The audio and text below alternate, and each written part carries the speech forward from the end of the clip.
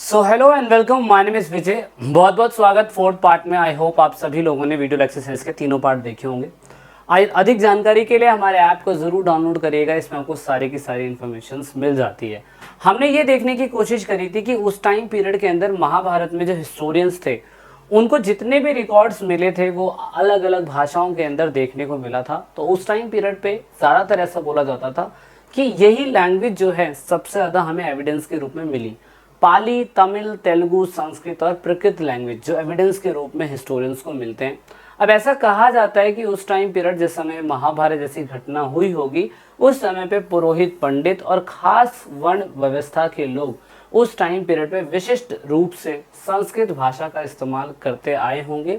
और संस्कृत उस समय पे एक एलाइट ग्रुप के लोगों के लिए बहुत इंपॉर्टेंट थी।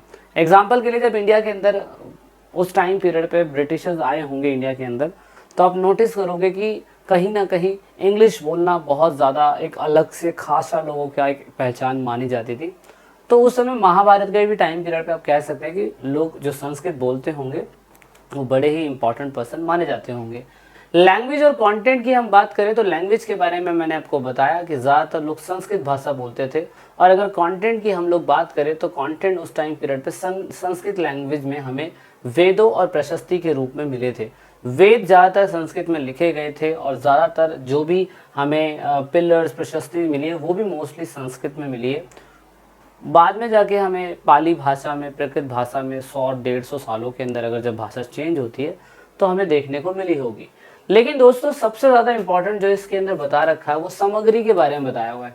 ये बताया हुआ है कि जितनी भी महाभारत से रिलेटेड चीज़ें हैं वो ज़्यादातर अगर आप देखो तो historian agree that the Mahabharata was mean to be dramatic and moving story.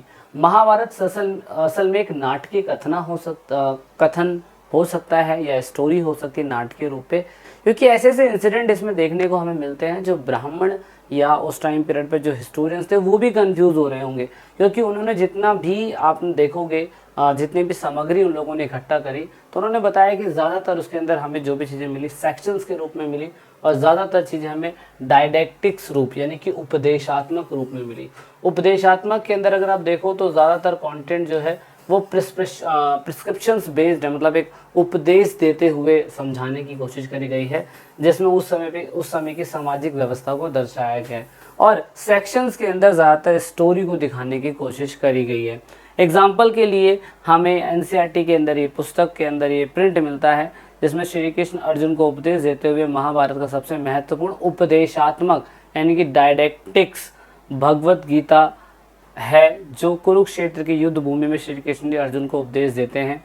इस दृश्य को चित्र और मूर्तिकला में कई बार दर्शाया गया है। इस चित्र का काल 18वीं शताब्दी बताया जाता है। तो रियल में इसकी स्टोरी क्या है किसी को नहीं पता है। ऑथर और डेट की अगर हम बात करी जाए तो आज तक किसी को नहीं पता है पर्टिकुलर रूप से कि इसको लिखा किसने। लोग बोलते हैं कि वेद व्यास ने 1 लाख श्लोक लिखे थे, लेकिन कोई ये भी कहता है कि वेद व्यास लिखते लिखते थक गए थे और यहाँ पे गणेश जी ने अपने दांत तोड़ के उसको लिखा था और एज अ इंक के रूप में क्या इस्तेमाल करा होगा ना जाने। अब लेकिन ऐसा कहा जाता है कि ऑथर इसको कैसे लोगों को एग्जैक्टली पता चला होगा कि महाभारत के अंदर क्या हो रहा होगा, तो वो बताया जाता है सूत के द्वारा। सूत कौन होते हैं दोस्तों? ये वो होते हैं जो ओरिजिनली स्टोरी को लाइव देख रहे थे। ये वो होते हैं रथ सारथी ने बोला जाता है। ये रथ के साथ जाते हैं, लड़ाई नहीं करते हैं पर सब कुछ वॉच आउट करते हैं।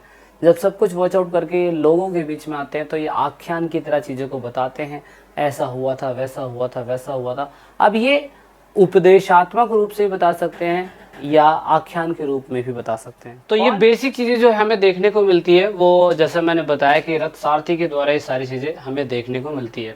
This was a time when the chieftains such as those of Kuru and Panchala around those the story of the epic revolve.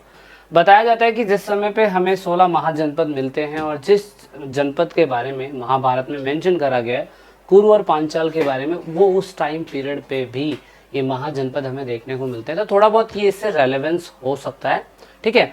उसके बाद जैसा कि मैंने बताया कि 1 लाख श्लोकों को बाद में जाके 10,000 श्लोकों में कन्वर्ट करा गया था, तो इसके बारे में भी हमें काफ़ी हद तक चीज़ें देखने को मिलती हैं। अब प्रेजेंट टाइम पे अगर हम आते हैं, इस इंसिडेंट के बारे में किसी को पर्टिकुलर डेट नहीं पता है कि ये इंसिडेंट इस टाइम पीरियड पे हुआ होगा, लेकिन ये बात बिल्कुल अच्छी तरीके से पता है कि बीबी लाल जो आर्कियोलॉजिस्ट सर्वे ऑफ इंडिया के हेड थे, रिसेंटली उनकी डेथ हुई है। आज़ादी के बाद 500 और 1951 से लेके 52 के अंदर इन्होंने सबसे पहले हस्तिनापुर जो है उसको एक्सकवेशन करा, यानी कि मेरठ के अंदर यूपी में इसको ढूंढ के निकाला गया। मिट्टी के 5वें लेयर पे हमें उस टाइम पीरियड पे जो कुरु और पांचाल की कैपिटल्स या उनके घर जो होते हैं रिलेटेड, 5 पांडव से रिलेटेड, वो हमें देखने को मिलता है। अगेन अगर आप लोगों ने इंडस वैली सिविलाइजेशन पढ़ा होगा तो आप ज़रूर मुझे बताने की कोशिश करिएगा किस तरीके से इंडस वैली सिविलाइजेशन को मिट्टी के कौन से लेयर पे ढूंढा गया था। ठीक है, इसके बारे में हमने अपने फर्स्ट चैप्टर में बताने की कोशिश करी हुई है। आई होप आपने 12th क्लास का हमारा फर्स्ट चैप्टर देखा होगा। अगेन क्योंकि मिट्टी के 5th लेयर में मिला है तो भाई इनके लिए बहुत ही बड़ा काम था। और जो पेपर के अंदर जो आपको बताया गया है कि एक महिला जो है 5 मेंस के साथ शादी कर सकती है, उसके बारे में भी अगर हम देखें तो प्रैक्टिस ऑफ द पॉलीएंड्री में हैव बीन सीन्स अनयूजुअल और even undesirable form of brahmanical point of view.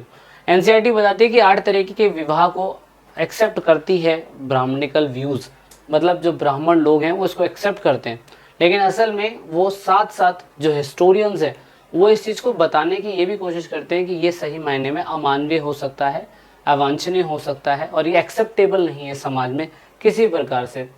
लेकिन बाद में वो ये बताते हैं कि शायद से ये भी हो सकता है कि shortage of the women during the time of warfare and this lead to the polyandry, और ऐसा हो सकता है कि शायद से वॉर के टाइम पीरियड पे वुमेन्स की कमी होने की वजह से यहाँ पे शादी हो सकती होगी। और हरियाणा जैसे इलाकों के अंदर क्योंकि आज भी वुमेन्स का परसेंटेज बहुत कम है, तो मे बी एक बेटर रीज़न ये हिस्टोरियंस एज अ जोग्राफिकल यानी कि मैं कह सकता हूँ भूगोल के हिसाब से बताने की कोशिश करते हैं। अब महाभारत एक गतिशील ग्रंथ क्यों माना जाता है, क्योंकि ये इतना पुराना है कि समय के हिसाब से बहुत सारे कथाकारों ने, बहुत सारे पोएट्स ने, बहुत सारे राइटर्स ने, बहुत सारे नरेटर्स ने इसको अपने समय के हिसाब से इवॉल्व करने की कोशिश करी है। कई भाषाओं के अंदर हमें इसके टेक्स्ट मिलते हैं, इसीलिए प्रेजेंट टाइम पे मैं इसे डायनेमिक क्यों बोलूँगा, क्योंकि समय के हिसाब से लोगों ने हर सिचुएशन पे अपने तर्क रखने की कोशिश करी है। और पेपर के पॉइंट ऑफ व्यू से ये क्वेश्चन आपके लिए बहुत ज़्यादा इंपॉर्टेंट हो सकता है। अब ये महाभारत डायनेमिक यानी कि गतिशील ग्रंथ क्यों माना जाता है? सबसे पहला रीज़न, ये कई भाषाओं के अंदर लिखा हुआ है। दूसरा, those people who rot the versions of the epic added the story originated from the calculated in the localities। और जैसा ही महाकाव्य जिस भी संस्करण में लिखा गया है, हर व्यक्ति ने अपने इलाके के अंदर उस समय की सिचुएशन को देखते हुए उस पर बहुत सारे रिव्यू या बहुत सारी चीज़ें लिखने की कोशिश करी है। The central story of epic was open retold in many ways.